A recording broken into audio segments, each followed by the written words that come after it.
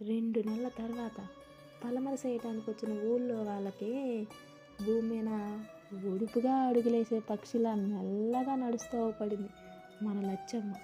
ఇదేమిటి, బతకటమే కట్టమనుకున్నాము, నడిచేస్తుంది కూడాను అంటూ లజుగులు పడిపోతున్న ఊళ్ళో వాళ్ళని గర్వంగా చూసి ఇంకా స్వాధీనంలోకి రాని తన కుడి చేయిని ఎడం చేతితో పట్టుకొని చూపించి అంది కదా మన నాయకురాలు లచ్చమ్మ, ఇహనా చూడండి, ఇక నెల్లోట ఈ చేతిని కూడా లేపేస్తాను అని. ఎన్ని మార్లు పడిపోయినా లచ్చమ్మ నిలబెట్టిందేంటో అప్పుడు కదా నాకు ఎరుకలోకి వచ్చింది.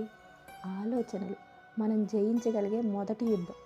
వాటిని గెలవాలంటే మనసుని స్థిరంగా ఉంచుకోవాలి. ఆ రోజు తన ఆలోచనను జయించింది కాబట్టే ఈరోజు గర్వంగా తిరిగి మరలా నిలబడింది మన లచ్చమ్మ.